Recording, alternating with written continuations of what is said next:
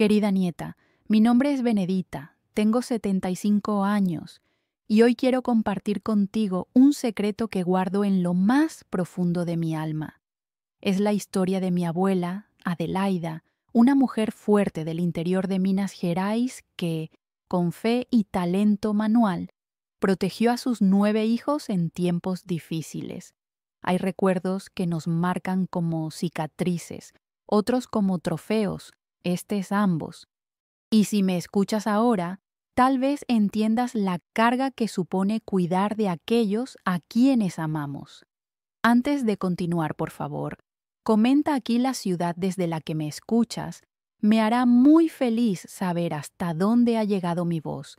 Prometo que leeré todos los comentarios y responderé a ellos. Deja también tu like y suscríbete al canal para que nuestra voz llegue a más personas. Tenía unos 8 años cuando llegó la oscuridad. Todavía siento el aroma del pan de queso horneándose que flotaba en la cocina, mezclado con el perfume de las rosas que mi abuela cultivaba en el patio. Era 1958, en un tranquilo pueblo del interior de Minas Gerais, donde todos se conocían y los rumores corrían rápido. Nuestra casa era modesta, 3 habitaciones, una sala que también servía de taller para mi abuela y una cocina donde ella multiplicaba los frijoles, el arroz y todo lo que encontraba para alimentar a 10 bocas. Éramos yo y 8 primos más. Vicente, el mayor, con 15 años, Teresa, de 13. Después yo, Lucía, de 6, Tiago, de 4, los gemelos Raúl y Rafael, de 2 años, y el pequeño, Mateus, que aún llevaba en brazos. Mi abuela, Adelaida, era delgada pero tenía las manos callosas de tanto bordar. Se levantaba antes de que saliera el sol para prepararnos el café con leche y se quedaba hasta tarde en la máquina de coser Singer, haciendo bordados por encargo. El sonido de la máquina era como una canción de cuna para nosotros. Nos indicaba que ella estaba allí, que todo estaba bien. Pero cuando mi abuelo regresaba, ¡ay, nieta mía! El silencio que se apoderaba de la casa era opresivo. Por la forma en que abría la puerta sabíamos si había bebido o no. Cuando estaba sobrio, casi no nos dirigía la palabra. Cuando estaba borracho, era mejor esconderse. Esa noche yo descansaba en la misma habitación que mis primas cuando oí sus pasos en el patio. Pasos lentos, pesados, que hacían crujir el piso de madera. Mi abuela también debió de oírlos, porque dejó de coser inmediatamente. El silencio de la máquina siempre era presagio de miedo. Entró en la casa golpeando la puerta con furia, profiriendo improperios y culpando a mi abuela de todo. Por la comida, por la casa, por los hijos, por la vida dura. Fingí dormir, pero mi corazón latía tan fuerte que temía que lo oyera. Adelaida, ¿dónde estás, inútil? Su voz resonaba por toda la casa. Esta casa es un caos. Estos niños no sirven para nada. Mi abuela respondió en voz baja, como siempre. Cálmate, Antonio. Los niños están durmiendo, durmiendo. Eso es lo que hacéis todo el día mientras yo me mato trabajando. Oí algo romperse, probablemente la taza de café que siempre dejaba sobre la mesa. Me levanté con cautela y miré por la rendija de la puerta. Mi abuela estaba de pie en la cocina, con las manos entrelazadas delante del delantal floreado que ella misma había confeccionado. Parecía tan pequeña junto a él. Mi abuelo era un hombre corpulento, con brazos fuertes de tanto cargar sacos de café en la finca, y cuando estaba borracho parecía aún más grande. No vales nada, Adelaida, ni tú ni estos inútiles que trajiste al mundo.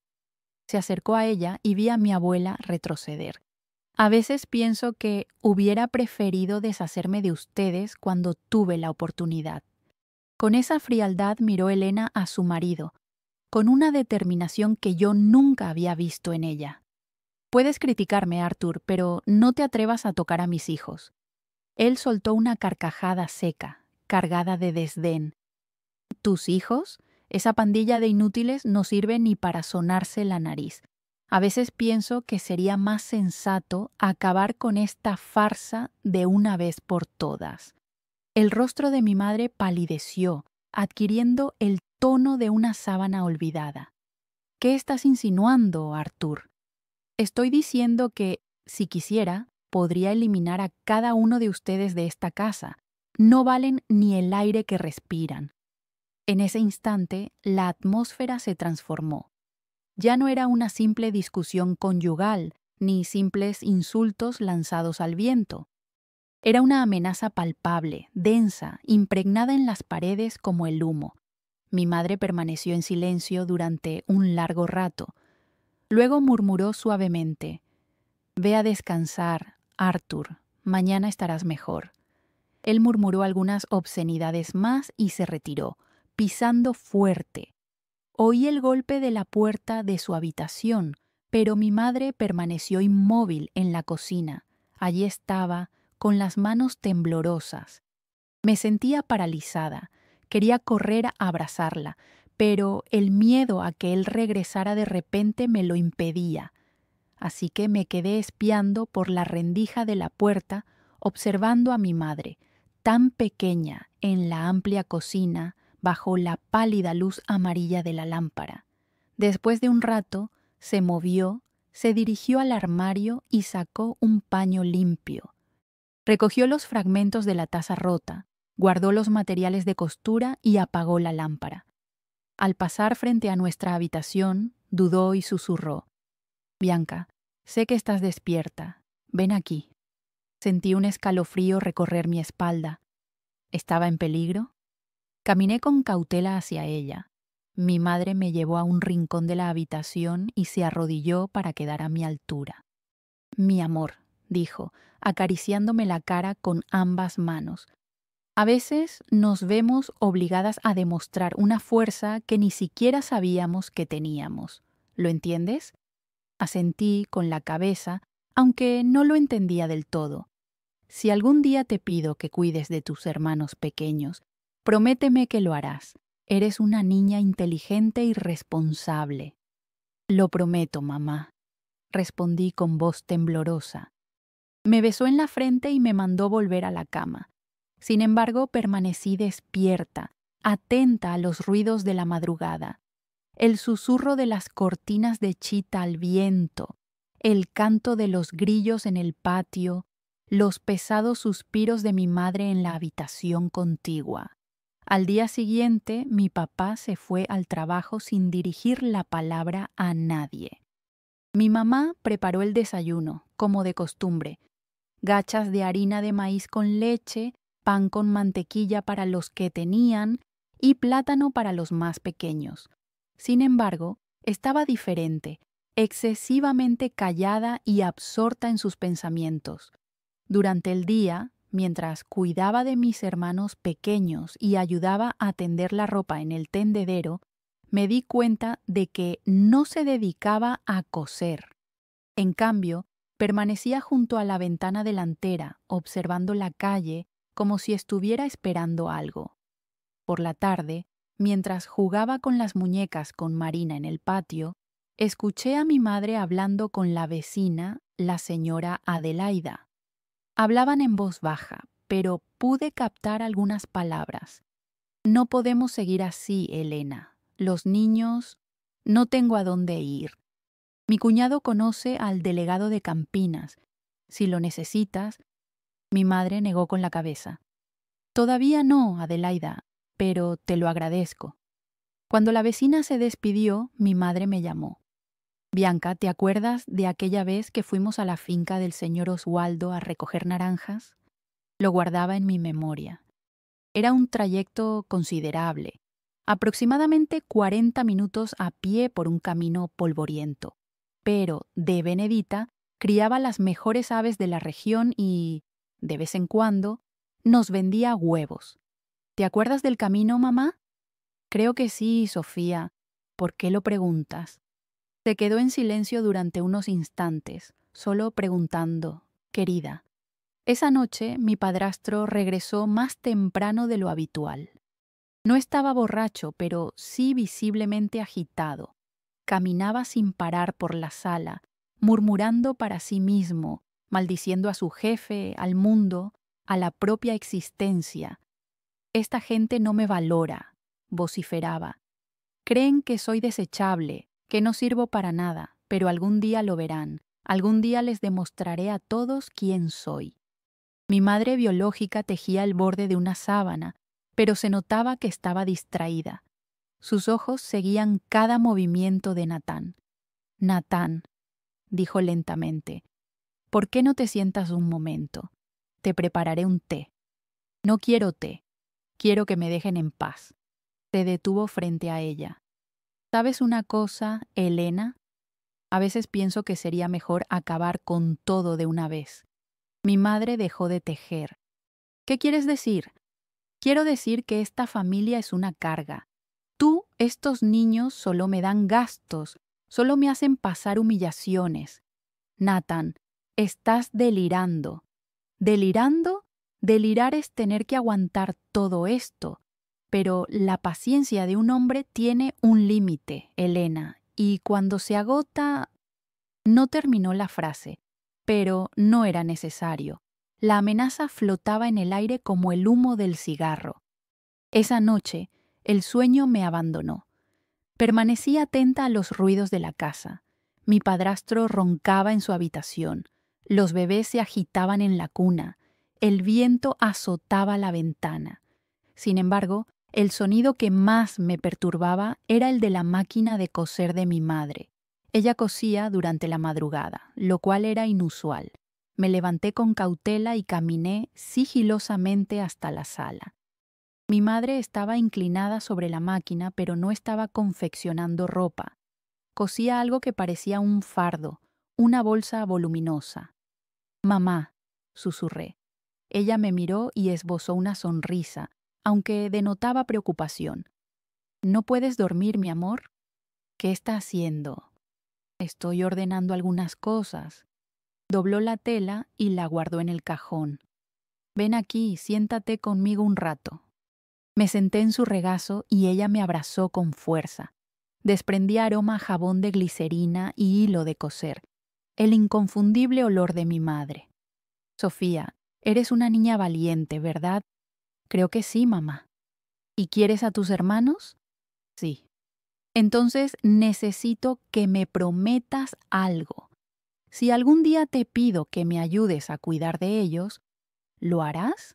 No entendía del todo lo que insinuaba, pero se lo prometí. «Quizá tengamos que irnos de aquí por un tiempo, cariño. Quizá tengamos que refugiarnos en un lugar menos agradable que nuestra casa, pero será para proteger a todos, ¿entiendes?» Mi corazón se aceleró. «¿Vamos a huir, mamá?» «No es huir, querida, es protegernos». Me besó en la frente y me mandó de vuelta a la cama. Pero yo presentía que algo estaba a punto de suceder. Mi madre no hablaba en vano. Cuando afirmaba algo, era porque lo había meditado detenidamente. 2 días después, un jueves que amaneció nublado, mi padrastro llegó a casa al mediodía. Eso era inusual. Solo regresaba por la noche y estaba diferente, distante. No estaba borracho, pero tenía un aura siniestra, amenazante. Aurora gritó antes incluso de entrar en la sala. «¡Reúnen a los niños!» Mamá salió de la cocina con el pequeño Antonio en brazos. «¿Qué ha pasado, Ricardo? ¿Qué está pasando?» «He llegado a mi límite», vociferó él. «Estoy harto de que me pisoteen. Estoy harto de que me menosprecien. Estoy harto de mantener a una familia que no me da el más mínimo aprecio». «Ricardo, baja la voz. Los niños...» «Que escuchen, sí, que escuchen la verdad». Sus ojos recorrieron la sala, encontrando a cada uno de nosotros. «Venid todos aquí, ahora». Nos agrupamos, aprensivos. Yo, Gabriel, Estela, Samira, Rafael, los gemelos en brazos de Estela y el bebé con mamá. Mi padre, imponente y aterrador, se plantó delante de nosotros. «Me mato trabajando para darles lo mejor de mí», gritó. ¿Y a cambio qué recibo? Críticas, desprecio, como si fuera un don nadie. Nadie te trata mal, Ricardo, murmuró mamá, casi inaudible. ¿No? Entonces, ¿por qué me despidieron hoy? ¿Por qué me han dicho que soy incompetente? El rostro de mamá se puso pálido. ¿Te han despedido? Dicen que faltó mucho, que no soy de fiar, que no quieren más lastre en la empresa. Un silencio sepulcral invadió la habitación. El despido de mi padre significaba hambre, miseria, el fin de la estabilidad. Ya encontraremos una solución, Ricardo, dijo mamá, tratando de consolarlo. Puedo aceptar más encargos de costura. Quizás... Tú no puedes hacer nada. Golpeó la mesa con furia. Ninguno de ustedes puede, porque todos son unos inútiles. Fue en ese momento cuando pronunció las palabras que cambiarían nuestras vidas para siempre. ¿Quieren saber algo? A veces pienso que sería más fácil acabar con todos de una vez. Así me libraría de todos los problemas. Mamá me miró fijamente. Luego miró a mis hermanos y, por último, volvió los ojos hacia mi padre. No lo dices en serio, Ricardo. Di que no es verdad. Ah, ¿no? ¿Quieres apostar? Y salió de la casa a zancadas dando un fuerte portazo tras de sí. Mamá permaneció inmóvil durante largos instantes. Luego le entregó a Antonio a Estela y dijo: Niños, van a obedecerme en todo, sin preguntar, sin quejarse. ¿Pueden hacerlo por mamá? Asentimos al unísono. Gabriel, ayuda a Estela con los más pequeños. Ivana, tú me ayudas a arreglar algunas cosas. Vamos a visitar a unos parientes. Pero yo sabía que no era una visita. Por la forma en que hablaba, por la mirada fija en la puerta, por la urgencia en sus movimientos, sabía que estábamos huyendo. En ese momento, a mis 8 años, comprendí que mi madre era más que la mujer que preparaba nuestro desayuno y remendaba nuestra ropa. Era la mujer que nos salvaría. Estos recuerdos son dolorosos, pero también fortalecedores. Si te gustan las historias como esta, hija mía, suscríbete al canal, ¿de acuerdo? Tenemos que mantener vivos estos recuerdos. La próxima vez te contaré cómo mi madre reunió a 9 hijos en un fardo y llamó a la puerta de un desconocido en mitad de la noche. Y cómo descubrimos que, a veces, la salvación surge en los lugares más inesperados. Hay momentos en la vida en los que no elegimos ser fuertes. La fuerza simplemente se manifiesta, como el agua que brota en medio de la aridez. Y así fue en aquella madrugada de 1956, cuando mi madre demostró que el amor de una mujer por sus hijos es capaz de superar cualquier obstáculo. Después de que mi padre se marchara, dando un portazo, mi madre se quedó parada en la sala como si estuviera escuchando algo que solo ella podía oír. El silencio de la casa era extraño. No. Había una serenidad expectante, un silencio denso que presagiaba tiempos inciertos. «Niños», dijo ella con la voz transformada, ahora fuerte y firme, «obedecerán sin preguntar. ¿Entendido?» Intercambiamos miradas aprensivas. Lucas, el mayor, fue el primero en hablar. «Mamá, ¿de verdad vamos a abandonar la casa?» «Sí, mis amores, pero no para siempre. Solo hasta que pase la tormenta». «¿Y papá?», preguntó Sofía, con el pequeño Mateo en brazos. La mirada de mi madre se fijó en la puerta por donde él se había marchado. Su padre no está bien, y cuando un hombre pierde la razón, no podemos arriesgar la seguridad de sus hijos. Se volvió hacia nosotros con la expresión severa que conocíamos tan bien. «Escuchen con atención. Cada uno llevará solo una muda de ropa, solo una, y los juguetes que quepan en los bolsillos, nada más». «¿Ni el osito?», preguntó Vía, con los ojos llenos de lágrimas. «¿Cabe en el bolsillo, cariño?» «No, mamá». «Entonces no puedes llevártelo. pero te haremos otro osito lo antes posible, ¿de acuerdo? Mientras corríamos a reunir nuestras pertenencias, mi madre se dirigió al cuarto y sacó de debajo de la cama un bulto considerable, envuelto en una sábana gastada. Se había preparado, lo había pensado todo. Dentro había puesto algunas prendas nuestras, los medicamentos del bebé, un puñado de harina, arroz, un poco de azúcar, lo que quedaba en la despensa.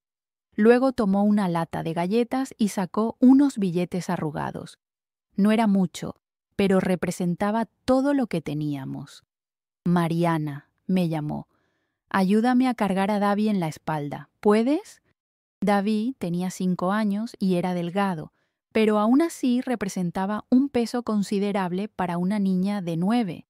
Aún así accedí. Lucas, tú cargarás a Tiago. Sofía, sujeta bien a Joaquim y a Vía de la mano. Rafael, camina a mi lado. Vamos despacio, en silencio. ¿A dónde vamos, mamá?, preguntó Lucas. A la finca del señor Benedito. Él tendrá que ayudarnos. Me acordé de don Benedito. Un hombre corpulento, con un bigote espeso y una voz grave, que siempre se dirigía a todos con aspereza. ¿De verdad nos ayudará, mamá? ¿Y si se niega?, pregunté aprensiva. No se negará, respondió ella, pero por primera vez detecté incertidumbre en su voz. No puede negarse. Cuando todo estuvo listo, mi madre apagó la lámpara y se acercó cautelosamente a la ventana delantera. Observó la calle durante un largo rato. El pequeño pueblo dormía. Era casi medianoche y, en aquella época, la gente se acostaba temprano. ¿No volverá papá?, murmuró Sofía. Volverá, respondió mi madre, pero cuando lo haga ya estaremos lejos de aquí. Abrió la puerta con cuidado y salió primero, atenta a cualquier movimiento. Luego nos hizo señas para que la siguiéramos. La noche era templada, bañada por la luz de una luna casi llena que iluminaba el camino de tierra. El viento susurraba entre las hojas de los árboles, produciendo un sonido fantasmagórico. Mi madre iba delante, cargando el fardo a la espalda y a Rafael de la mano. Lucas venía justo detrás con Tiago en brazos, seguido por Sofía con el bebé y Vía. Y, por último, yo, con David dormido a mi espalda. Caminamos en silencio por el camino que nos alejaba de la ciudad. Solo el ruido de nuestros pasos en la tierra y el canto de los grillos rompían el silencio de la noche. De vez en cuando, un perro. La noche era oscura y mi hermana se detenía para escuchar, temiendo que fuera mi tío siguiéndonos. Lucas era una carga y mis hombros protestaban, pero me mantuve en silencio. Sabía que, si murmuraba, ella tendría que cargarlo también, y ya soportaba demasiado. «Hermana», siseó Tiago después de unos 20 minutos de marcha. «Estoy agotado. Solo un poco más, querido. Ya casi hemos llegado». Pero no era así. La finca de la señora Elena estaba lejos y, con niños pequeños, avanzábamos lentamente. Mi hermana debía ser consciente de ello, pero hablaba más para animarse a sí misma. Después de una hora de camino, Sofía rompió a llorar. Un llanto contenido, pero que sonaba como un grito en el silencio de la noche. «Tiene hambre», dijo Tiago. «Lo sé». Mi hermana se detuvo, evaluando los alrededores. «Vamos a descansar un poco en ese tronco». Nos sentamos en el tronco de un árbol caído al borde de la carretera. Mi hermana sacó de su bolsa un trozo de pastel de maíz y lo repartió entre nosotros. Era poco, pero mitigó el hambre. «Hermana», dijo Matilde en voz baja, «¿y si volvemos a casa? Quizá el tío ya se haya calmado». «No, Matilde». La voz de mi hermana era firme. «No volveremos, ahora no». «¿Pero dónde nos quedaremos?» «En la finca de la señora Elena. Aún no lo sé, querida, pero ya se nos ocurrirá algo». Nos miró a 9 niños agotados y asustados, y me di cuenta de que ella también tenía miedo, pero emanaba una determinación que nunca había visto antes. «Escuchad», dijo, «la vida a veces nos pone en situaciones difíciles, pero no nos rendimos, no nos doblegamos, luchamos». «¿Cómo, hermana?», preguntó Tiago. «Con lo que tenemos, con lo que sabemos hacer». Mostró sus manos callosas. Estas manos saben tejer, saben hornear pan, saben trabajar, y mientras sigan funcionando, no pasaréis necesidades. En ese instante, oímos un ruido en la carretera. Pasos. Alguien se acercaba. Mi hermana saltó y nos empujó detrás del árbol. «Silencio», susurró. «Que nadie haga ruido». Permanecimos agachados, pegados unos a otros, mientras los pasos se acercaban. Mi corazón latía tan fuerte que temía que la persona lo oyera. Era un hombre. Por su forma de andar estaba borracho. Pasó junto a nosotros sin darse cuenta, murmurando una canción desafinada. Cuando el ruido se alejó, mi hermana respiró hondo. «Vamos, no podemos quedarnos aquí». El resto del camino fue aún más arduo. Los más pequeños estaban agotados y somnolientos. Lucas se volvió tan pesado que tuve que despertarlo para que caminara un poco. La bebé empezó a llorar y mi hermana tuvo que parar para amamantarla. Cuando finalmente llegamos a la finca de la señora Elena, ya estaba amaneciendo.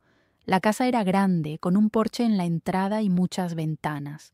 Detrás se veían el corral y el gallinero. Mi hermana se detuvo en la puerta, contemplando la casa. Todas las luces estaban apagadas. «Hermana», susurró Tiago, «¿cómo la vamos a despertar?» «Golpeando la puerta», respondió ella, sin moverse. «¿Y si no quiere ayudarnos?» «Querrá hacerlo». Se ajustó la bolsa a la espalda. «Tiene que querer». Caminamos hasta el porche. Mi hermana respiró hondo y llamó a la puerta. No con fuerza, pero lo suficiente para que se oyera. Esperamos. Nada. Volvió a llamar.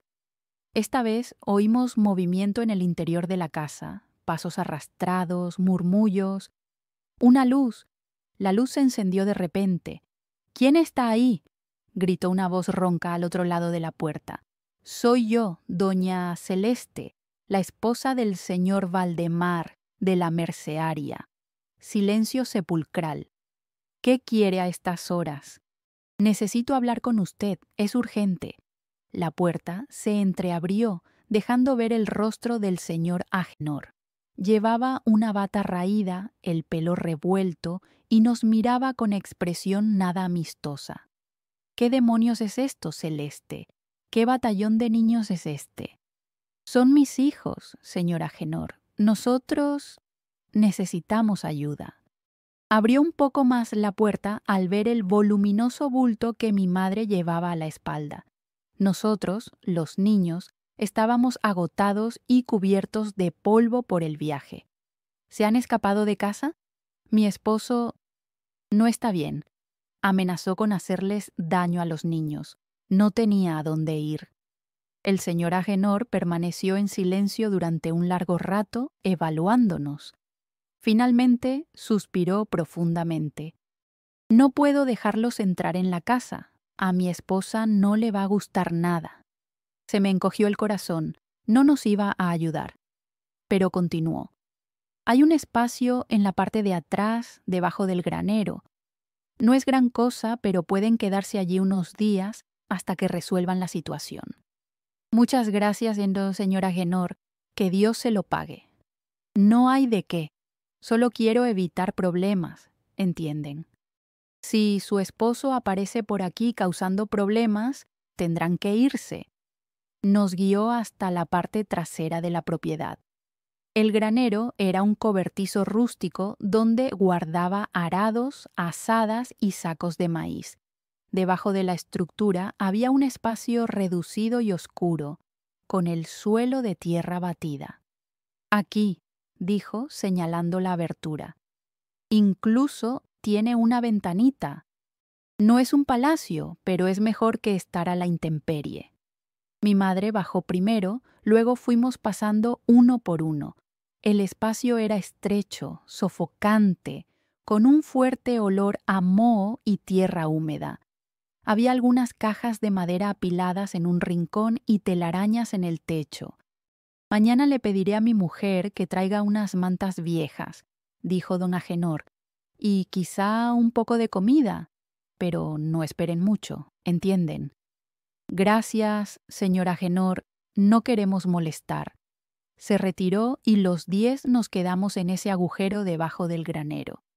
Mi madre extendió una manta raída en el suelo y nos acostó uno al lado del otro, como sardinas en lata. Mamá, susurró Renata. ¿Hay ratas aquí? No hay nada, hija mía. Duerme. Pero ella sabía que las había. Podíamos oír los ruidos, vislumbrar los ojitos brillando en la oscuridad. Simplemente no lo mencionó para no asustarnos aún más. Mamá, pregunté, ¿cuánto tiempo vamos a estar aquí? No lo sé, Mariana, pero no será para siempre. ¿Y si papá descubre dónde estamos? No lo descubrirá. ¿Cómo puedes estar tan segura? Dudó un instante y luego respondió, porque no lo permitiré. Aquella primera noche en el sótano casi nadie pudo pegar ojo. Los más pequeños lloriqueaban en voz baja, hambrientos y con frío. El lugar era húmedo y goteaba. Cuando llovía, las gotas caían sobre nuestras caras. Pero mi madre permaneció despierta toda la noche, acariciándonos el pelo y susurrándonos canciones de cuna. Al día siguiente, la esposa de don Agenor apareció con una olla de sopa aguada y unas mantas raídas. Era una mujer delgada, de rasgos amargos, que hablaba poco y nos miraba como si fuéramos animales. Mi marido dice que pueden quedarse unos días, le dijo a mi madre. Pero no quiero ruidos, no quiero suciedad, no quiero problemas. Sí, señora, muchas gracias. Y los niños no pueden salir de aquí. No, no quiero ver a ninguno de ellos merodeando por la propiedad, bramó el granjero. Doña Celeste, acorralada, asintió a todo sin poder replicar. Durante el día permanecíamos encerrados en aquel ático sofocante. Nuestras únicas distracciones eran los cómics polvorientos que nos traía la esposa del señor Elías y los muñecos improvisados que Celeste creaba con retales. Sin embargo, al anochecer, cuando el silencio se apoderaba de la finca, Celeste se aventuraba al granero y manipulaba las herramientas. Al principio creí que solo estaba explorando, pero pronto me di cuenta de que buscaba algo específico.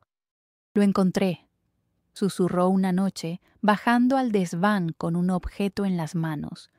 Era una vieja máquina de coser, oxidada, abandonada en un rincón del granero. «Mamá, ¿esta máquina todavía funciona?», preguntó Mateo. «Funcionará», respondió ella con determinación. «Mañana le pediré al señor Elías algunos trapos viejos, hilo y agujas, con la excusa de arreglar nuestra ropa». «¿Para qué necesita coser?», preguntó Rafael. Ella nos miró con esa sonrisa enigmática que se le dibujaba cuando tramaba algo. «Para liberarnos de aquí, hijos míos, para liberarnos».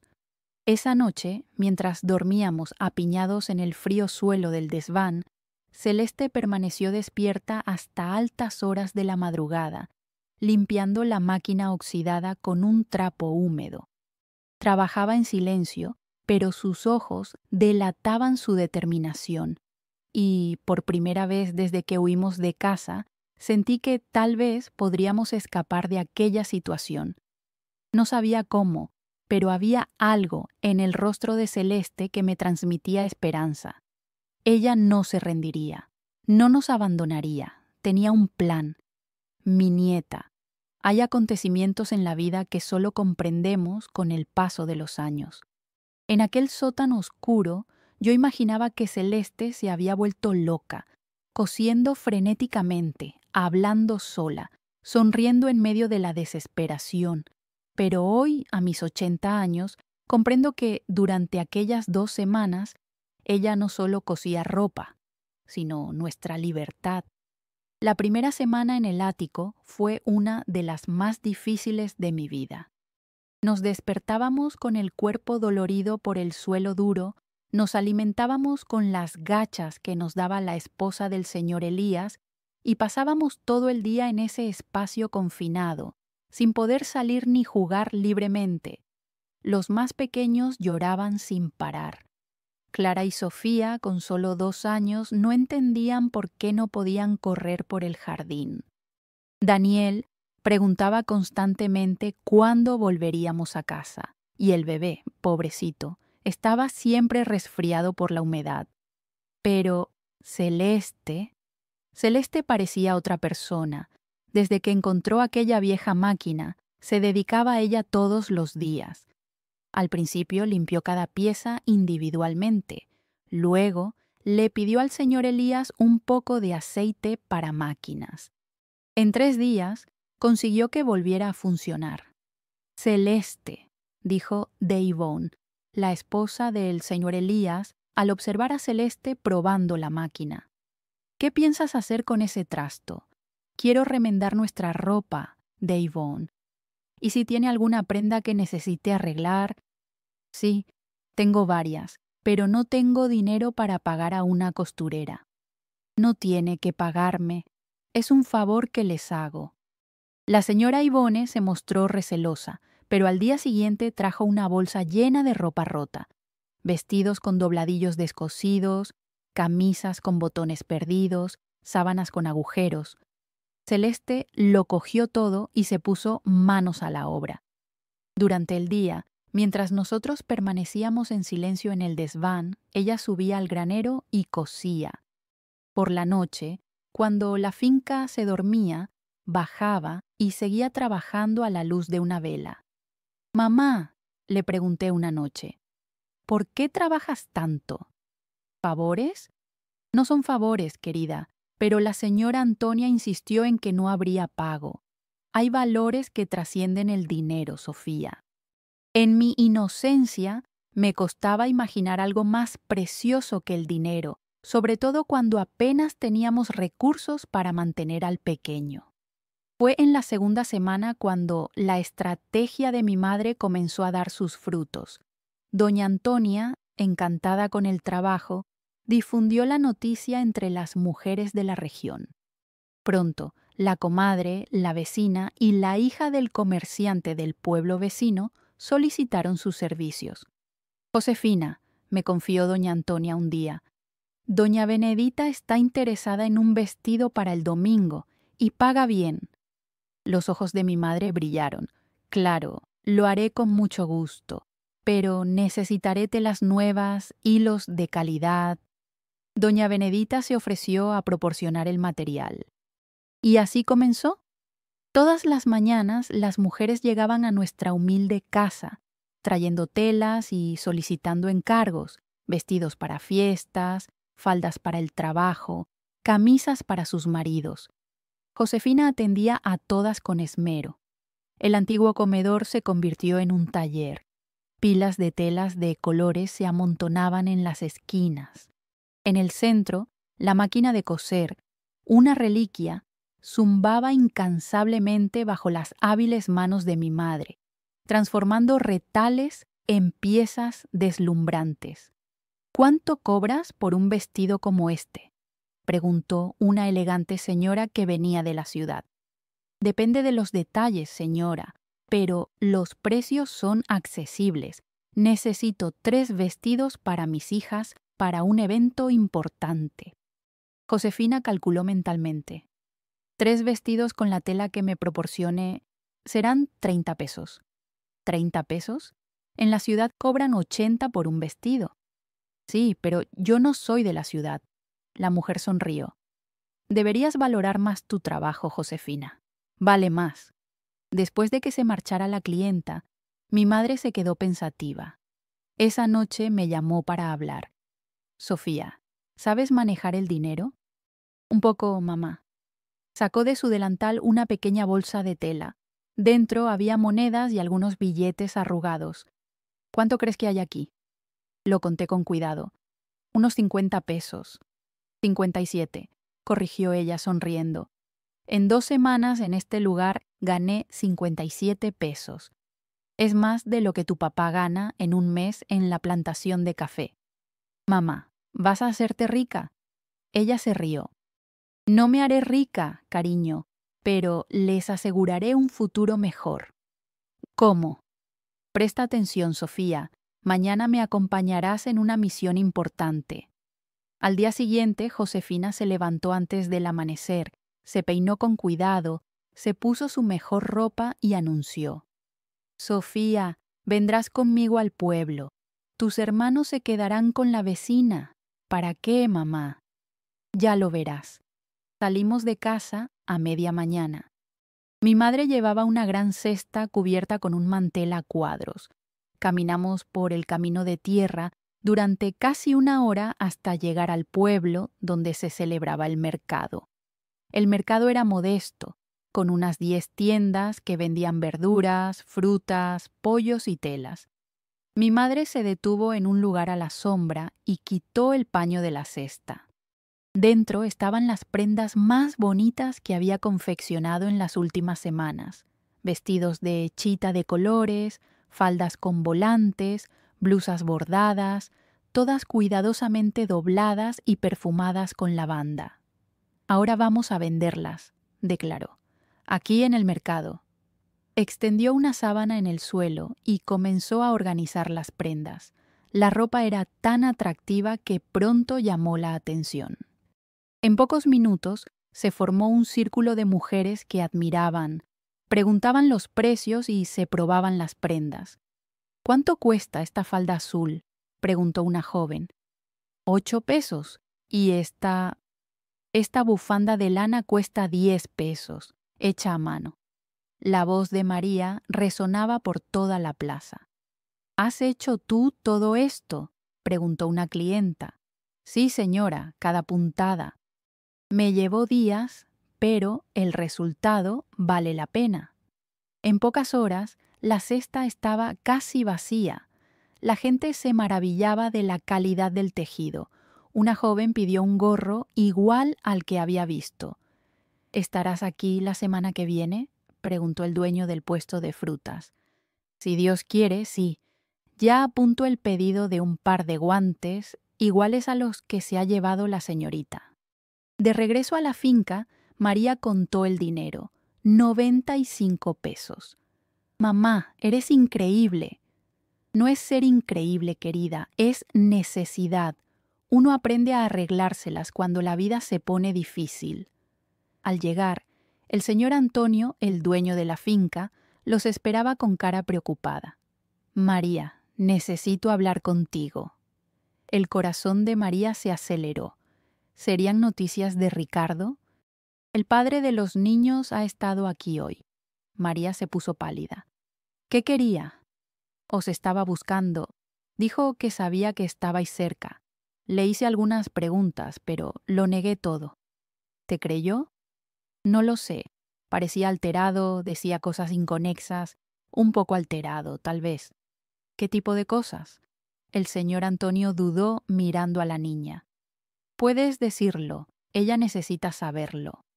Dijo que cuando los encontrara resolvería el problema de una vez por todas, que ya no podía seguir manteniendo a quienes solo le daban gastos. María respiró hondo. ¿Cuánto tiempo más podemos quedarnos aquí, señor Antonio? Mira, María, mi esposa está nerviosa. Tiene miedo de que haya problemas. ¿Y si Ricardo descubre que están aquí? Lo entendemos. No queremos causar problemas. Tienen a dónde ir. María se quedó en silencio por un instante. Todavía no, pero lo estoy arreglando.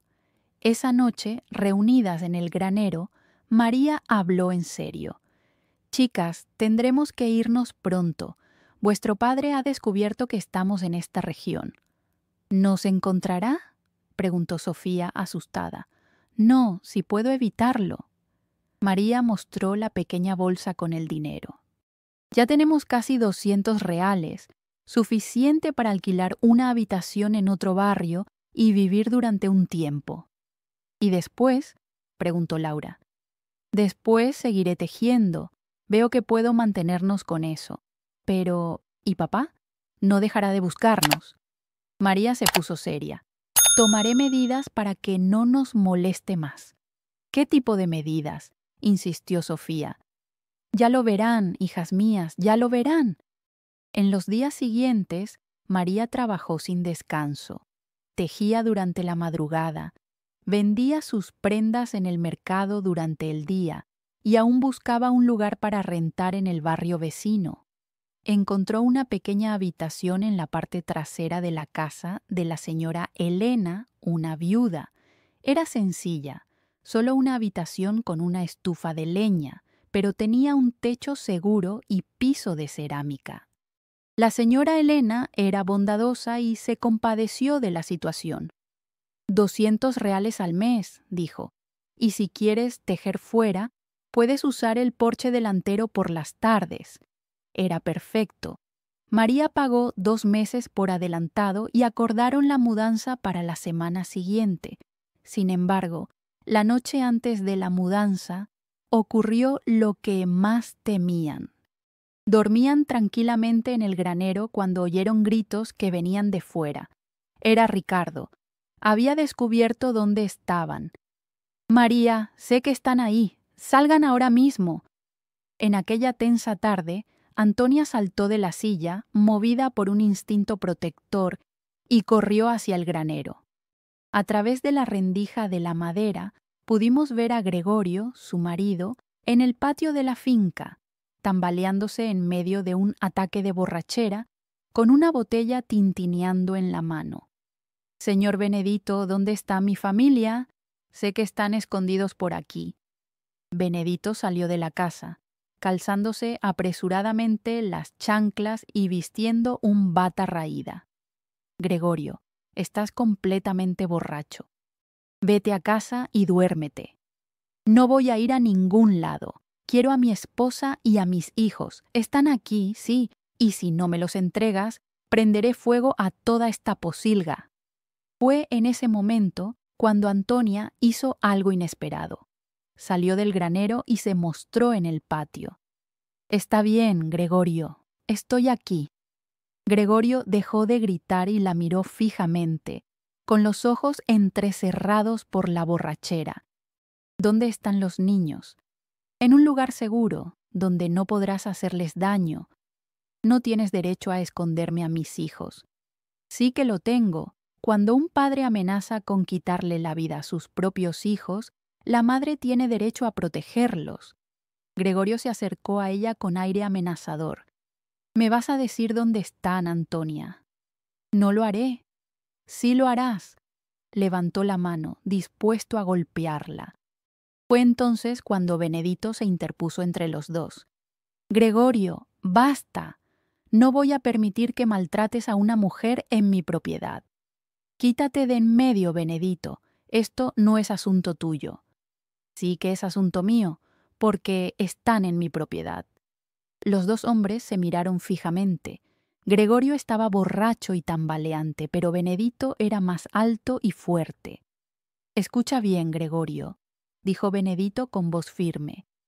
«Te vas de aquí ahora mismo. Si vuelves a molestar a esta mujer, llamaré a la policía». «¿A la policía?». Gregorio se echó a reír. «La policía no se mete en peleas familiares. Se mete en amenazas de muerte». Gregorio se calló y luego miró a Antonia con odio en los ojos. «Esto no va a quedar así, Antonia. Voy a encontrarlos. Y cuando los encuentres, cuando me encuentres, tendrás que enfrentarte a mí», respondió Antonia con una firmeza en la voz que él nunca había oído antes. «Ya no soy la mujer que humillabas en casa». «Ah, ¿no? ¿Y en qué te has convertido?» «Me he convertido en una mujer que trabaja, que gana su propio dinero, que no necesita a un hombre violento para nada». «¿Crees que podrás criar a 7 hijos sola?» «No lo creo. Lo sé». Gregorio la miró con asombro. Parecía esperar encontrar a la misma mujer sumisa que había dejado en casa, pero la mujer que tenía delante era diferente, más fuerte, más segura de sí misma. Has cambiado, Antonia. Sí, he cambiado, y ha sido para mejor. Él permaneció en silencio durante un largo rato. Luego le dio la espalda y se marchó, murmurando amenazas. En cuanto desapareció por el camino, Antonia regresó al granero. Temblaba, pero no de miedo, sino de alivio. «Mamá», preguntó Samuel, el mayor, «¿va a volver?» «Puede que sí, pero cuando vuelva ya no estaremos aquí». «¿Y si descubre a dónde hemos ido?» Antonia sonrió. Era una sonrisa diferente, decidida. Entonces se llevará una sorpresa muy desagradable. ¿Qué tipo de sorpresa?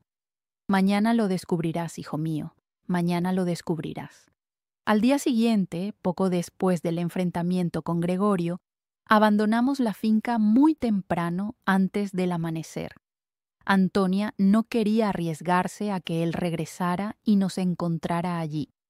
Benedito nos ayudó a cargar nuestras pocas cosas hasta la carretera principal, donde pasaba el autobús que iba al pueblo vecino. «Antonia», dijo al despedirse, «eres una mujer valiente. Todo saldrá bien. Gracias por todo, señor Benedito. Sin usted no lo habríamos conseguido. Si necesitas algo, ya sabes dónde encontrarme». Con estas palabras, el anciano Vicente se despidió mientras el jardinero, un autobús rústico y ruidoso, llegaba a la plaza. La carrocería temblaba como una vara verde. Subimos, la tía Rosa con la pequeña Alice en brazos, yo de la mano de Clariña, el tío Juárez guiando a los gemelos, Vía con el pequeño. Nuestras pertenencias cabían en 2 maletas gastadas. El viaje, largo e incómodo por las carreteras llenas de baches, transcurrió en silencio para la tía Rosa, con la mirada perdida en el paisaje. Me di cuenta de que algo le consumía la mente. Su expresión taciturna siempre precedía a alguna decisión importante. Al llegar a Villa Esperanza, nos dirigimos directamente a la residencia de la señora Celeste. Una casa modesta, con la pintura azul descolorida por el sol, albergaba un frondoso mango en el patio. La habitación alquilada, en la parte trasera, era independiente de la casa principal. «Bienvenida, Rosa», dijo la señora Celeste, una mujer delgada, de cabello grisáceo, que desprendía un suave aroma a lavanda. «¡Qué niños tan guapos! ¿Cuántos meses tiene la bebé?» «Casi 3, señora». «¡Qué muñequita! Pueden usar la cocina de la casa cuando necesiten prepararle la comida. Y para tender la ropa, el tendedero está ahí atrás». Era un alivio estar en un lugar donde no éramos objeto de miradas hostiles, donde no teníamos que escondernos. La habitación era sencilla, un único cuarto iluminado por 2 ventanas, pero era nuestra. «Por fin», dijo la tía Rosa con aire esperanzado. «Aquí vamos a empezar una nueva vida». Los primeros días se dedicó a organizar el nuevo hogar. Consiguió que le prestaran una mesa antigua que le sirvió de base para su máquina de coser. Compró unos metros de tela barata en la tienda de C y empezó a confeccionar prendas para vender. Sin embargo, observé que se ocupaba de otras actividades, gestos misteriosos. Una tarde, regresó con un sobre en la mano, revelando que había ido a la oficina de correos. «Tía, ¿qué has hecho allí?», le pregunté. «¿Enviar una carta?» «¿Para quién?» «Para quien necesite saber que estamos aquí». En ese momento no entendí sus palabras, pero días después todo se aclaró. Era viernes, día de mercado en el pueblo. La tía Rosa había salido al amanecer para vender la ropa que había confeccionado durante la semana. Yo cuidaba de mis hermanos pequeños cuando un ruido de cascos de caballo resonó en el patio. Miré por la ventana y vi a 2 hombres montados en un caballo. Uno de ellos vestía el uniforme de la policía. Mi corazón se aceleró. ¿Sería una denuncia del tío Ricardo? ¿Nos obligarían a volver a casa? Los hombres llamaron a la puerta de la señora Celeste. Escuché una breve conversación, seguida de pasos que se acercaban a nuestra habitación. ¿Está la señora Rosa?, preguntó el policía. No, señor. Ha ido al mercado, pero volverá pronto. Podemos esperar. Claro, siéntense en la terraza. Les prepararé un café. Me quedé pegada a la ventana, tratando de escuchar la conversación. El hombre sin uniforme preguntó: ¿sabe si la señora Rosa tiene algún problema con su marido? Ah, sí. Ese hombre es cruel. Bebe mucho, la maltrata a ella y a sus hijos. Incluso la ha amenazado de muerte. ¿Y ella puede probarlo? Sí, me confió que tiene cartas con las amenazas. ¿Cartas? ¿Qué cartas? Al mediodía, la tía Rosa regresó del mercado. Al ver a los hombres en el porche, no mostró sorpresa. Buenas tardes, señores. ¿Me buscaban? ¿Es usted Rosa Almeida?, preguntó el policía. Soy yo. Soy el delegado Mauricio de Campos Altos y él es el secretario Paulo. Hemos recibido una carta de usted. Gracias por venir, dijo mamá. Una carta. Mi padre había escrito a la policía de Porto Alegre. ¿Podría darnos su versión? Mamá los invitó a pasar a nuestro pequeño departamento. Nos pidió a mis hermanos y a mí que nos quedáramos callados en un rincón mientras hablaba con ellos. Mi esposo, Antonio Silva, tiene problemas con el juego, comenzó ella. Durante años me humilló y menospreció. Sin embargo, recientemente había comenzado a amenazar a los niños. ¿Qué tipo de amenazas? Decía que iba a arruinarnos a todos. Decía que sería mejor acabar con todo de una vez. Decía que la familia era una carga y que algún día resolvería el problema. El detective anotaba todo en un bloc de notas. ¿Tiene alguna prueba de esas amenazas? Sí. Mamá se acercó a la vieja estantería que nos prestó la señora Elena y sacó una carpeta de cartón. Dentro de la carpeta sacó 3 hojas de papel escritas a mano. Estas son las notas que envió a la casa de mi hermano en Canoas. Él sabía que a veces me quedaba allí con los niños. El detective tomó las cartas y las leyó en voz alta. Mariana, no puedes esconderte de mí para siempre. Cuando te encuentre a ti y a esos niños inútiles, verán lo que es bueno. Ya estoy harto de mantener a unos parásitos. Sería mejor acabar con esta situación de una vez por todas. Mi corazón se congeló. Era la letra de mi papá. ¿De cuándo es esta carta?, preguntó el oficial.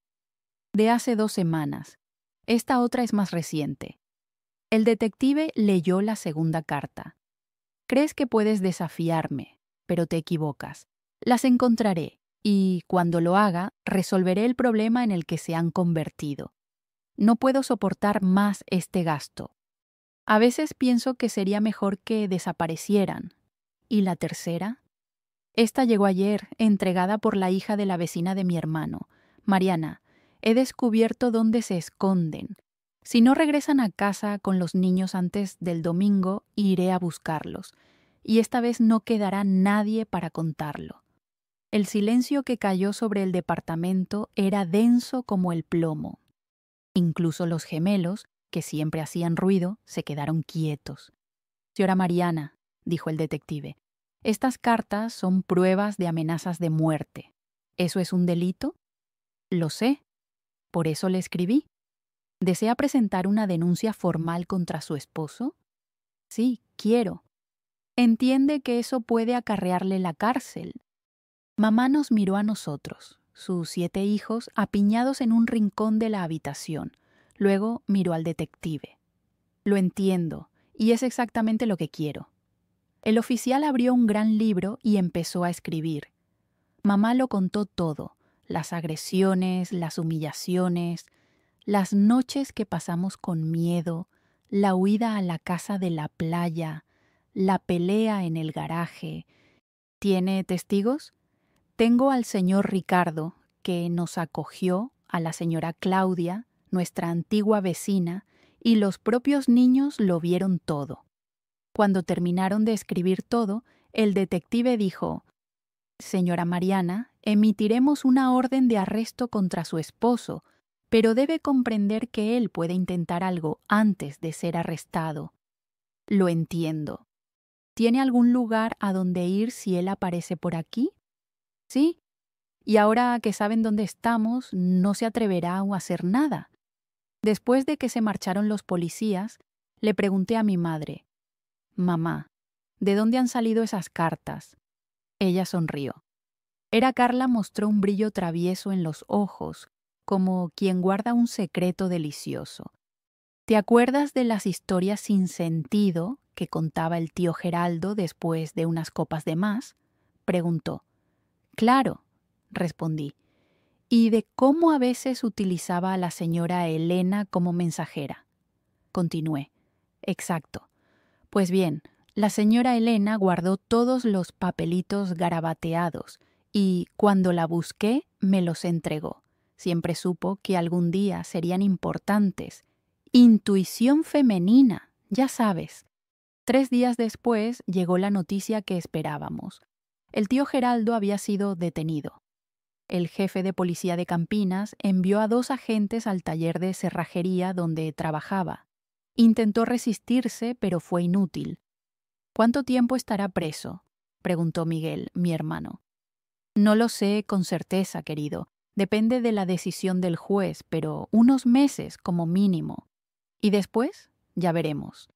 Pero una cosa te aseguro, no volverá a molestarnos». «¿Cómo puedes estar tan seguro?», insistió Miguel. «Porque ahora sabe que ya no le tengo miedo. Y un hombre cobarde solo ataca a quienes demuestran miedo. Esa noche, por primera vez en años, dormimos en paz, sin sobresaltos por pasos en el patio, sin sobresaltos, sin amenazas susurradas. Una sensación liberadora y extraña nos invadió». Pero mi madre, Antonia, no se tranquilizó. En los días siguientes, intensificó su trabajo con los bordados. Se levantaba antes del amanecer y permanecía en la máquina hasta la noche. Creaba manteles, sábanas, paños de cocina, todo con un esmero que nunca había visto. «Mamá, ¿por qué te esfuerzas tanto?», le pregunté. «Porque ahora vamos a prosperar, querida. Sin miedo, vamos a seguir adelante». Y eso fue exactamente lo que pasó. En pocas semanas, Antonia se convirtió en la bordadora más solicitada de la región. La gente viajaba desde ciudades lejanas para encargarle trabajos. Cobró un precio justo, entregaba piezas impecables y cumplía con los plazos. Con el dinero que ganó, compró una máquina de bordar nueva. A continuación, contrató a una ayudante, una joven talentosa de la ciudad que dominaba el crochet. Pronto, tenían más pedidos de los que podían atender. «Señora Antonia», sugirió la señora Celeste un día, «¿por qué no alquila también la habitación de enfrente? Tendría más espacio para trabajar». «¿Cuánto sería?», preguntó Antonia. 7 reales más al mes. Era una cantidad considerable, pero Antonia aceptó. Convirtió la sala de enfrente en un auténtico taller, con 2 máquinas, una mesa grande para cortar telas y percheros para exponer las prendas terminadas. Las clientas quedaban impresionadas. «Antonia, esto parece una tienda de la capital», exclamaban. Y realmente lo parecía. En 3 meses mi madre había convertido una pequeña habitación en una auténtica empresa. Tenía empleadas, clientas fieles, reputación en la región. Pero, sobre todo, ella había cambiado. Ya no era la mujer sumisa que inclinaba la cabeza ante su tío borracho. Ahora hablaba con firmeza, reía a carcajadas, tomaba decisiones sin consultar a nadie. Ella se hacía cargo de nuestros gastos, nos compraba la ropa, planeaba nuestro futuro. «Sofía», me dijo una tarde, mientras la ayudaba a doblar telas, «¿te has dado cuenta de cómo ha cambiado nuestra vida tan rápidamente?». «Sí, mamá». «¿Sabes por qué?». porque trabajas mucho. No es solo eso, ha cambiado porque he dejado de tener miedo. Y cuando una mujer pierde el miedo, hija mía, es capaz de cualquier cosa. 2 meses después, llegó una carta de la cárcel. Era de mi tío Geraldo. Mi madre la leyó en silencio y la guardó en el cajón. ¿Qué decía?, le pregunté. Está arrepentido, quiere hablar cuando salga de la cárcel, promete que nunca volverá a tocar una gota de alcohol. ¿Lo crees, Sofía?, preguntó la tía Elena. Si lo creo o no, no viene al caso. Ahora quien manda aquí soy yo. ¿Qué piensas hacer entonces, tía? Le dejaré muy claro que las cosas han tomado otro rumbo. Si quiere volver a formar parte de esta familia, tendrá que ganarse ese lugar. De lo contrario, ya hemos demostrado que podemos seguir adelante sin él. Esa noche, mi tía se sentó frente a su fiel compañera, la máquina de coser, y se dedicó a una creación singular. Era un vestido rojo vibrante, adornado con rosas bordadas a mano, una obra maestra superior a todo lo que había producido hasta entonces. ¿Para quién es esa belleza, tía?, le pregunté. Es para mí, respondió sin dudar, concentrada en su trabajo. Para cuando sea liberado el que se hace llamar mi esposo. ¿Algún problema?, interrumpió el ritmo de la máquina y me miró a los ojos. Quiero que vea que la mujer a la que tanto humilló ya no existe. En su lugar hay una mujer nueva, independiente, que trabaja duro, mantiene a sus hijos y toma las riendas de su destino. Si no se adapta a esta nueva realidad, que busque otra familia. Porque ahora ésta tiene una dueña, y esa dueña soy yo. Y el día de la liberación de mi tío marcó una profunda transformación. En ese instante, mi tía ya no era la misma mujer sumisa del pasado, y él, por su parte, se vio despojado del poder de aterrorizar a toda una familia. Pasaron 6 meses y, en una mañana de agosto, cargada de presagios de lluvia, llegó por fin la noticia que tanto esperábamos. Mi tío sería liberado el próximo viernes.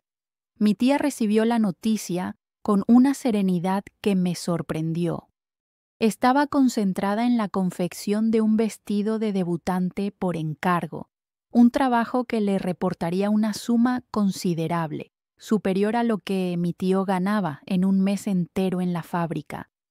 Cuando el cartero entregó la notificación oficial, ella la leyó en silencio, la dobló con cuidado, la guardó en el cajón y volvió a coser como si nada hubiera pasado. Tía, le pregunté, ¿qué piensas hacer? Primero tengo que terminar este vestido. La clienta vendrá a recogerlo mañana. No te estoy preguntando eso. Detuvo la máquina y me miró. La respuesta es nada, no haré nada. ¿Cómo que nada? Exacto, él es quien debe tomar una decisión. Yo ya he hecho mi parte. Y era la pura verdad. Durante los 6 meses que mi tío estuvo detenido, nuestras vidas habían sufrido una metamorfosis completa. El taller de mi tía era ahora el más famoso de la ciudad. Contaba con 4 colaboradoras. Además de la talentosa bordadora, había contratado a 2 costureras experimentadas y a una joven aprendiz para ayudar en los acabados. Atendía a clientes de varios barrios y tenía una lista de espera que se extendía por más de 2 meses. Todos nosotros, los sobrinos, asistíamos regularmente a la escuela. Bruno había conseguido un trabajo a medio tiempo en un taller mecánico. Marina ayudaba en el taller en su tiempo libre y demostraba una gran aptitud para la costura. Los más pequeños crecían sanos, bien alimentados y libres del miedo constante. Habíamos alquilado toda la casa de la señora Gertrudes, que se había mudado a casa de su hija. Cada uno de los niños tenía su propia cama y las niñas compartían una habitación espaciosa. La cocina desprendía aromas apetitosos de comida casera, frijoles, arroz y carne, presentes en nuestras comidas al menos 4 veces por semana. Doña Elena, dijo la esposa del concejal una tarde, con el talento que tiene, ¿ha pensado en abrir una tienda en el centro de la ciudad? Se me ha pasado por la cabeza, respondió. Sí, señora Elena, ya he hablado con el señor Geraldo de la Mercearia. Tiene un local comercial libre. ¿A qué espera? Mi abuela sonrió con un brillo travieso en los ojos. Solo tengo que terminar un asunto familiar, pero no tardaré. El miércoles, un día antes del regreso de mi abuelo, mi abuela sorprendió a todos. Empezó una reforma en la casa. Ricardo, llamó a mi tío, ayúdame a reorganizar los muebles. ¿Para qué, abuela? Tu padre tiene que darse cuenta, al cruzar la puerta, de que las cosas han tomado un nuevo rumbo. Quitó la vieja radio del salón y la instaló en la terraza. En su lugar, colocó una elegante estantería que había comprado recientemente, adornada con piezas de cerámica. En las paredes, colgó cuadros coloridos con escenas de la naturaleza. Sobre la estantería, un jarrón con flores vibrantes. Ahora sí, declaró, contemplando el resultado. Ahora esta casa refleja la dignidad que nos merecemos. Abuela, preguntó mi tía Sandra, ¿no temes que vuelva el abuelo? Temer. Mi abuela se rió a carcajadas. Querida, tengo recursos económicos, un trabajo estable y vosotras estáis bien cuidadas. ¿De qué voy a tener miedo? De que te haga daño. No se atreverá. ¿Cómo puedes estar tan segura? Porque un hombre que recurre a la violencia contra una mujer es un cobarde, y los cobardes solo atacan a quienes se sienten superiores. Esa jerarquía se ha desmoronado. El jueves, mi abuela se despertó más temprano de lo habitual. Se dio una ducha revitalizante. Se puso su falda verde con detalles de encaje, hecha a medida para la ocasión.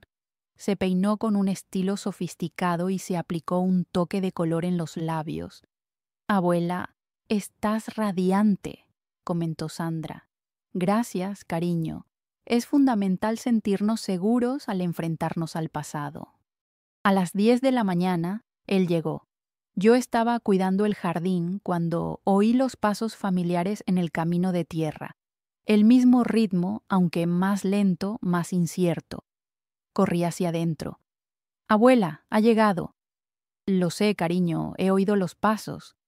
Ella permaneció sentada en el sillón, hojeando una revista como si nada estuviera pasando. Mi abuelo dudó en la puerta, observando la casa durante un largo rato. Estaba transformada, con pintura nueva, ventanas adornadas con flores, jardín bien cuidado. No se parecía en nada a la casa que había dejado atrás 6 meses antes. Finalmente, abrió la puerta y caminó hacia la terraza. Llamó a la puerta. Elena, ya llegué. Mi abuela cerró la revista, pero no se levantó. La puerta está abierta, dijo sin levantar la voz. Entró lentamente, deteniéndose en la sala de estar y mirando a su alrededor con asombro. Los muebles eran otros, la decoración era nueva, incluso el aroma de la casa era diferente. Elena, ¿dónde estás? En la terraza, relajándome. Se dirigió a la terraza y se detuvo en la entrada. Mi abuela estaba sentada en el sillón leyendo una revista. Ni siquiera lo miró. Bienvenido, Geraldo. Hola. Parecía perdido, sin palabras. ¿Tú has cambiado las cosas? ¿Sí te gusta? Está diferente, está mejor. Cerró la revista, marcando la página, y finalmente lo miró. Has adelgazado. La comida de la cárcel no debe de ser muy buena. La examinó. La falda elegante, el pelo bien peinado, la postura firme. No era la misma mujer que había dejado atrás. Elena, me gustaría pedirte perdón. ¿Por qué? Por lo que hice, por las cosas que dije. Estaba equivocado, completamente equivocado. Bebía demasiado, no pensaba con claridad. Geraldo. Ella lo interrumpió alzando ligeramente la voz. No necesito justificaciones, Ricardo. Necesito garantías concretas. Es muy sencillo. ¿Quieres seguir viviendo en esta casa? Él respondió con voz vacilante. Sí, Aurora, aquí está mi familia. Ya no, respondió Aurora con firmeza, aunque sin agresividad. Ahora esta es mi familia. Soy yo quien la mantiene, quien decide, quien tiene la última palabra. Ricardo parecía atónito, con la boca abierta en señal de incredulidad. ¿Cómo que tú provees? ¿De dónde sale ese dinero? Aurora gesticuló a su alrededor, abarcando la casa con la mirada. Mira a tu alrededor, Ricardo. Esta casa, ¿quién paga el alquiler? La ropa de los niños, ¿quién la compra? La comida en la mesa, ¿quién la pone? Yo, Ricardo. Todo viene de mi trabajo. Él frunció el ceño, confundido. ¿Qué trabajo? El dinero que gano en la panadería, respondió Aurora, invitándolo con un gesto a seguirla hasta la terraza, donde había montado una pequeña pero funcional panadería. Tengo 3 ayudantes, decenas de pedidos semanales y pedidos asegurados para los próximos meses. Ricardo miró a su alrededor, perplejo. ¿Has abierto una panadería? No la he abierto. Siempre he sido panadera, Ricardo. La diferencia es que antes horneaba pan para mantener tu pereza. Ahora horneo para alimentar a mi familia. Nuestra familia... Mi familia, enfatizó. Perdiste el derecho a llamarla tuya el día que abandonaste a tus hijos. Él bajó la mirada, con la culpa pesando sobre sus hombros. No quería hacerlo, Aurora. Era solo desesperación, desesperación y cansancio. Aurora negó con la cabeza. Siempre hay una excusa, Ricardo, pero las excusas no sacian el hambre de los niños. Están mal alimentados. ¿Tienen miedo de mí? Lo tenían. Ya no, porque ahora saben que tienen una madre que los protege, que tiene el poder para protegerlos. En ese instante, sus 7 hijos entraron en la sala, uno detrás de otro. Aurora les había dicho que esperaran una señal antes de mostrarse. Ricardo los miró, esbozando una sonrisa vacilante, insegura. «Hola, niños». «Hola, papá», respondieron al unísono, pero sin la alegría y el entusiasmo de antes, sin correr a abrazarlo. Habéis crecido», comentó, tratando de romper el hielo. «El tiempo pasa, Ricardo», respondió Aurora con seriedad. «Cada día es una eternidad en la vida de un niño». «Mariana, ¿estás trabajando?», preguntó Ricardo tratando de acercarse. «Sí, papá, en la florería de la señora Celia». «¿Y tú, Juan?» «Ayudo a mamá en la panadería y también estudio». Los observó uno por uno y luego volvió a mirar a Aurora. Están muy bien cuidados». «Sí», respondió Mariana con firmeza. «Mamá nos cuida muy bien». ¿Y son felices?» Los niños intercambiaron miradas antes de responder al unísono. «Sí, papá, muy felices». Ricardo se sentó en una silla y el silencio se extendió entre ellos. Finalmente, rompió el silencio con la voz entrecortada. «Aurora, quiero quedarme. Quiero volver a formar parte de esta familia». «Yo también quiero que te quedes, Ricardo, pero bajo mis condiciones», respondió Aurora. «¿Qué condiciones?» «Primero, nada de alcohol, ni un sorbo. Segundo, vas a buscar trabajo y a contribuir con los gastos de la casa, pero yo soy quien administra el dinero. Tercero, si levantas la mano contra mí o contra cualquiera de estos hijos, llamo a la policía inmediatamente. Esta vez no saldrás tan pronto de la cárcel. Cuarto, las decisiones importantes sobre esta familia las tomo yo. ¿Dónde estudian los niños? ¿Qué visten? ¿Qué comen? Puedes dar tu opinión, pero la decisión final es mía». Ricardo permaneció en silencio, luchando contra su orgullo herido. Le costaba aceptar que ya no era el jefe de la casa. «Ricardo», dijo Aurora en un tono más suave, No lo hago para humillarte, sino para proteger a mi familia. Si realmente has cambiado, no tendrás problemas en aceptar mis condiciones. Y si acepto, ¿las cosas volverán a ser como antes? No, Ricardo, las cosas nunca volverán a ser como antes, serán mejores. Ella esbozó una sonrisa. Tendrás una compañera que se valora a sí misma, hijos que no sentirán miedo, un verdadero hogar. ¿No es eso mejor que una familia que vive atemorizada? Él nos miró de nuevo. Percibimos en su mirada el esfuerzo por asimilar la nueva situación. Está bien, Antonia. Acepto tus condiciones. Entonces, bienvenido de vuelta a tu hogar, dijo ella. Sin embargo, recuerda que ahora es un hogar con normas. Esa noche, por primera vez en muchos años, cenamos juntos en la amplia mesa del comedor. Mi tía había preparado un festín: pierna asada, arroz con hierbas, una colorida ensalada y un postre que se derretía en la boca. Mi tío degustaba en silencio, todavía tratando de asimilar la rapidez de la transformación. Francisco, dijo mi tía durante la cena, mañana iremos a la ciudad. Quiero presentarte el taller que voy a alquilar. ¿Qué taller? Un espacio para la creación y reparación de instrumentos musicales en la calle principal. Ya he hablado con el propietario. ¿Vas a abrir un taller? Abriremos un taller si quieres participar. ¿Participar cómo?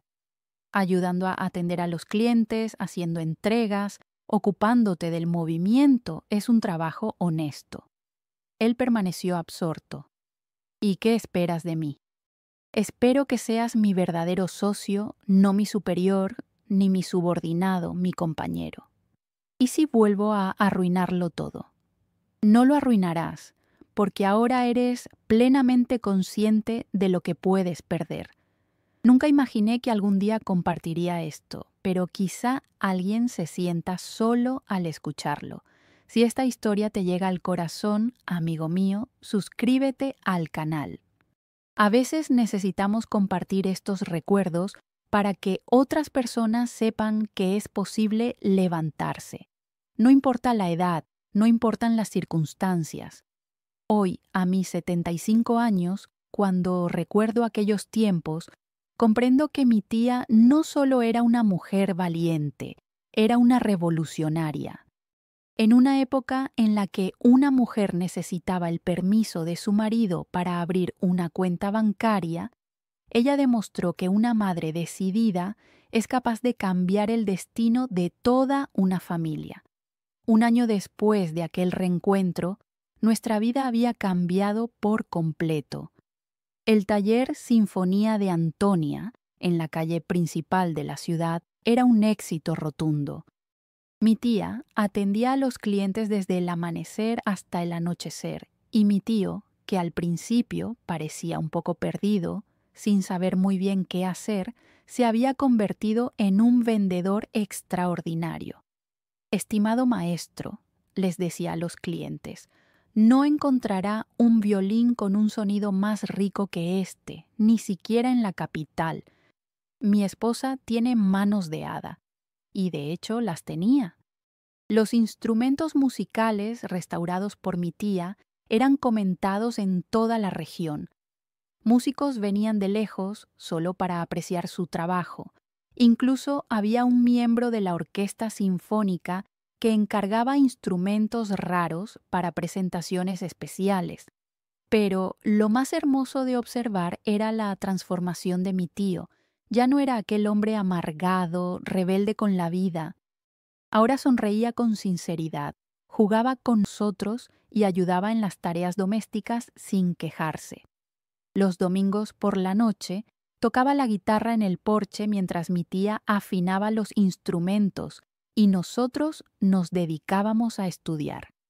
Antonia, dijo una noche mientras cerraban el taller, nunca te agradecí como es debido lo que hiciste por no haber renunciado a nuestra familia, por haberme dado una segunda oportunidad.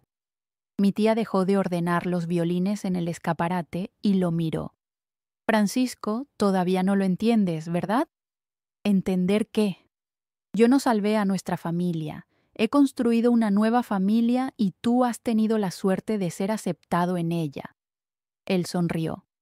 Es cierto, y te lo agradezco cada día. Fue en esa época cuando ocurrió. Un acontecimiento memorable para nosotros fue el descubrimiento de un nuevo embarazo de mi madre. A los 38, Antonia, exclamó la señora Celia, nuestra vecina, y con 7 hijos ya criados, parece un regalo divino inesperado. Mi madre, con la mano protectora sobre su discreta barriga, respondió con una sonrisa. Confieso que me preocupé. Otro hermano significaría dividir aún más lo poco que teníamos, pero el rostro de mi madre irradiaba alegría. Melissa, este niño llegará a una familia unida, con un padre y una madre que trabajan en armonía, sin el peso del miedo o la violencia. Será una bendición, dijo ella, y así fue exactamente. Mi hermano Leonardo nació en julio de 1978, en una clínica, con la atención médica adecuada. Al regresar a casa con el bebé, los vecinos se reunieron para conocerlo. ¡Qué bebé tan guapo!, exclamó la esposa del dueño de la tienda. ¡Y qué familia tan bendecida! Antonia, eres un ejemplo para todas nosotras. Esa noche, mientras mi madre mecía a Leonardo en su regazo en la mecedora que mi padre había hecho con tanto cariño, le pregunté: «Mamá, ¿te arrepientes de algo? ¿De haber desafiado las expectativas de tu familia?» «De ninguna manera, cariño. Fue la mejor decisión de mi vida, a pesar de los obstáculos. Sabes, Melissa, he aprendido algo muy valioso en este viaje. No debemos temer a los nuevos comienzos. No importa la edad, ni el número de hijos, ni las aparentes dificultades. Si la situación no es satisfactoria, cambiamos. ¿Y si fracasamos? ¿Y si tenemos éxito? Míranos hoy. Parece que hemos fracasado. Miré a mi alrededor, la sala espaciosa y luminosa, los muebles modestos pero cómodos, el delicioso aroma de la comida casera que venía de la cocina, mis hermanos concentrados en sus estudios en la mesa, mi papá tocando suavemente la guitarra, el bebé mamando tranquilamente en el regazo de su mamá. No, mamá, todo ha salido bien. Entonces, ¿por qué temer al cambio?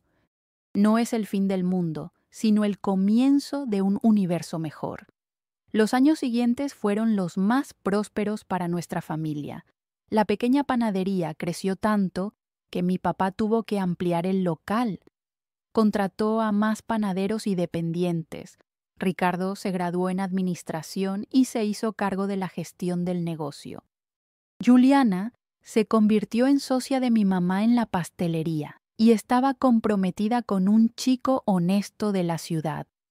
Yo aprobé el examen de ingreso a la carrera de psicología y me convertiría en terapeuta. Mis otros hermanos crecían sanos, dedicados a los estudios, con sueños y ambiciones. ¿Saben cuál es mi mayor orgullo?, preguntó mi madre una noche de Navidad, con todos reunidos alrededor de la mesa repleta. «¿Cuál, mamá?», preguntamos al unísono. «Es que ninguno de ustedes se deja intimidar. Discuten, expresan sus opiniones, hacen planes audaces, sueñan en grande. Eso es lo que toda madre desea, hijos que no teman vivir intensamente». «Y eso lo aprendimos de ti», dijo Ricardo. «¿Cómo?», preguntó ella. «Observándote superar tus propios miedos». Mi madre se emocionó. «Ay, hijos míos, no se imaginan lo difícil que fue». «Lo fue, mamá, pero lo lograste». «Lo logramos», corrigió ella, «porque eso es la familia. Cuando uno está débil, el otro le ofrece apoyo. Cuando uno tiene miedo, el otro le da valor». En 1980, 2 años después del nacimiento de Leonardo, mi madre tomó una decisión sorprendente. Decidió aprender a leer y escribir con fluidez. «Antonia», le dijo mi papá, «¿por qué ahora? Ya has logrado tanto». «Precisamente por eso. quiero ir más allá. Se inscribió en un curso nocturno para adultos y asistía después de cerrar la florería todas las noches, a los 42 años, Margarida asistía al curso nocturno. Se sentaba entre jóvenes de veintitantos años en las sillas del aula. ¿No se avergüenza, señora Margarida?, le preguntó una de las alumnas en una ocasión. ¿Avergonzarme de qué?, respondió ella. De estar aprendiendo ahora. Me avergonzaría seguir en la ignorancia. En 2 años no solo dominó la lectura y la escritura, sino que destacó como una de las mejores de la clase. En la ceremonia de graduación fue elegida para pronunciar el discurso en nombre de los alumnos. Queridos compañeros, comenzó con su voz clara y firme resonando en el auditorio. Hoy hemos demostrado que nunca es tarde para evolucionar. No importa si tenemos 20 o 40 años, si tenemos o no responsabilidades familiares, si contamos con recursos económicos o no. Lo esencial es no rendirse nunca en la búsqueda de lo mejor de nosotros mismos.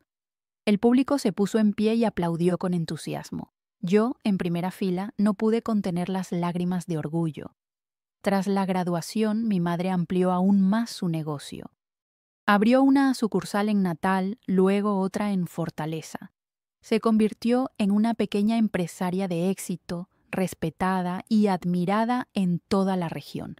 Pero para nosotros, sus hijos, seguía siendo simplemente nuestra madre, la que se levantaba antes del amanecer para prepararnos el desayuno, la que velaba por nosotros en las noches de enfermedad, la que nos daba consejos y regañinas en la medida justa. Mamá, le pregunté un día ya casada y con hijos, ¿cuál fue tu secreto? ¿Cómo lograste transformar todo de esa manera? Ella estaba enseñando a tejer a mi hija de 6 años. Interrumpió su trabajo y fijó la mirada en un punto lejano. Verás, Elena, creo que el secreto fue negarme a aceptar que esa vida era todo lo que me merecía. ¿Cómo es eso?, pregunté. Durante muchos años creí que era normal que me ignoraran constantemente, que era normal tener dificultades económicas, que era normal tener miedo dentro de mi propia casa. Sacudió la cabeza como si alejara recuerdos dolorosos. Pero cuando me di cuenta de que mis hijos estaban creciendo con miedo, comprendí que tenía que cambiar. Era un riesgo enorme, lo sé. Pero ¿sabes qué sería aún más arriesgado? Dejar todo como estaba, permitir que ustedes crecieran creyendo que eso era normal. ¿Y si papá no hubiera cambiado?, quise saber. Entonces habría perdido a su familia para siempre, y nosotros estaríamos bien de todos modos. Mi madre vivió hasta los 91 años. Fue testigo del matrimonio y la formación de todos sus hijos, orgullosa de sus logros. Conoció a 27 nietos y 15 bisnietos. Falleció serenamente, durmiendo en su propia cama, en la casa que construyó con el fruto de su trabajo como florista. Al velatorio acudieron personas de toda la región, clientes de toda la vida, empleados, vecinos, conocidos. Cada uno tenía una historia que compartir sobre la señora Margarida. Me enseñó a hacer arreglos florales cuando era solo una niña, dijo una señora emocionada. Nunca me cobró nada. Me prestó dinero cuando mi esposo perdió su trabajo, relató otra. Me dijo que se lo pagara cuando pudiera. Fue la madrina de mi hijo, recordó el carnicero de la calle. Sin embargo, el homenaje que más me conmovió vino de una joven desconocida. Nunca conocí a la señora Margarida en persona, comenzó, pero mi madre siempre me contó su historia, cómo dejó un matrimonio abusivo con 7 hijos pequeños, sin recursos, y logró reconstruir su vida.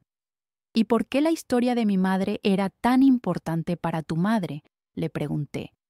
Porque mi madre estaba pasando por una situación similar y, al escuchar la historia de la señora Margarida, encontró el valor para empezar de nuevo también. Ella decía, Si Margarida lo consiguió con 7 hijos, yo lo conseguiré con 4. Fue en ese momento cuando comprendí que la historia de mi madre se había difundido, que se había convertido en un ejemplo, un faro de esperanza para otras mujeres en situaciones similares. Hoy, al observar a jóvenes que enfrentan retos similares, siento un impulso irresistible de compartir la saga de mi abuela.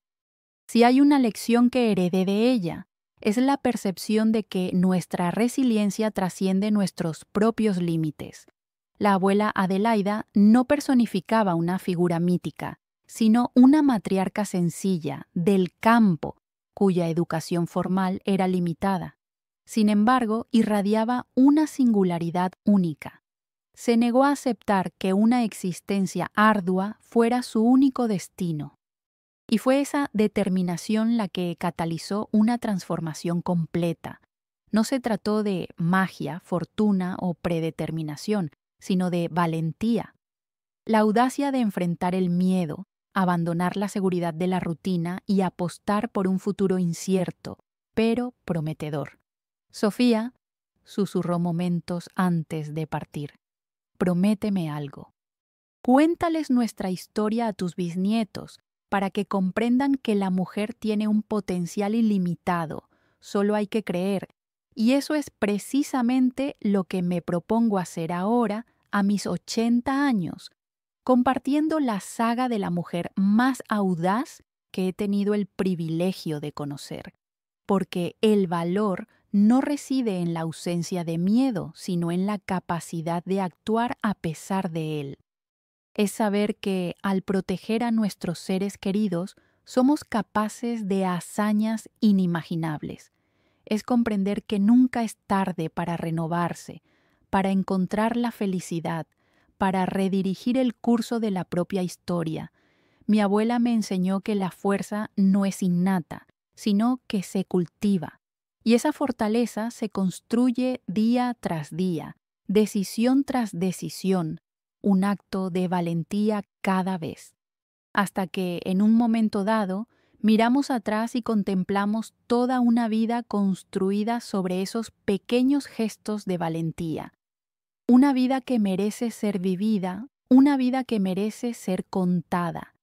Y si alguien que me escucha anhela hoy un fragmento de esa valentía, que sepa que reside en su interior. Siempre ha residido allí.